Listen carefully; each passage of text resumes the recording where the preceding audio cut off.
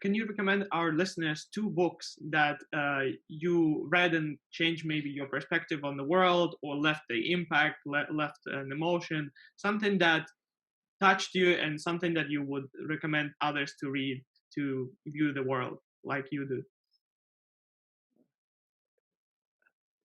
Well, thanks for the question, Vadim. I try these days to read as much as I can. A couple of books that I found very, very useful.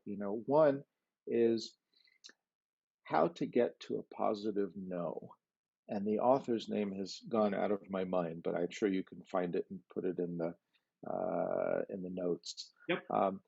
Fabulous book. By a Harvard professor who years ago wrote How to Get to Yes.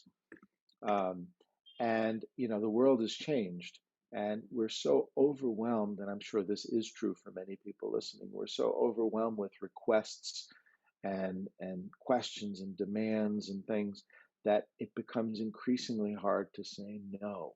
And many of us are bad at it.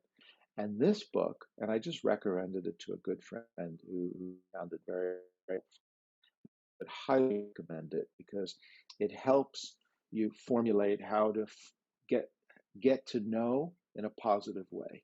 So how to project your interests and still come out with a good outcome for both parties. And I really recommend that. I think that's been very, very helpful to read. A second book. There's quite a few.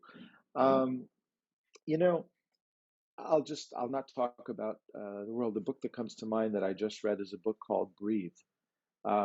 Fascinating book by James, I want to say James Nestor, about breathing and how important it is to our lives. And I spend a fair bit of time looking at kind of life hacks, and I read books, and I try to find ways to feel better. If we feel better, we're more productive. We do a service to ourselves and to others. And breathing properly in the morning, I do a number of breathing things.